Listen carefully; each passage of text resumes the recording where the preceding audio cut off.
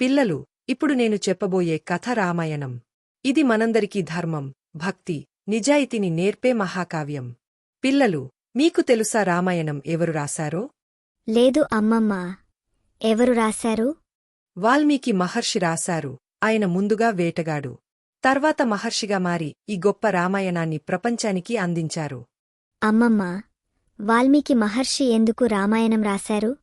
ఒకరోజు ఆయన గంగానది తీరంలో నడుస్తూ ఉండగా ఒక క్రోంచ పక్షుల జంటను చూశాడు. అవి కలసి ఎగురుతూ ఉండగా ఒక్కసారిగా ఒక వేటగాడు బాణం వదిలి వాటిలో ఒక పక్షిని చంపేశాడు. మిగిలిన పక్షి దుఃఖంతో రోదించసాగింది. ఆ దృశ్యం చూసి వాల్మీకి గుండె ముక్కలైపోయింది. అనుకోకుండా ఆయన నోటి నుండి ఒక శ్లోకం వెలువడింది. అదే ప్రపంచంలో పుట్టిన మొదటి శ్లోకం.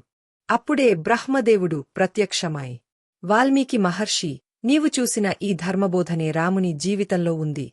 శ్రీరాముని కథను వ్రాయమని నీకు నా ఆశీర్వాదం అని అన్నారు. అలా వాల్మీకి మహర్షి రామాయణం వ్రాయడం ప్రారంభించాడు. ఇదే మన ఆదికావ్యం రామాయణం. ఇలా రామాయణం ప్రారంభమైంది.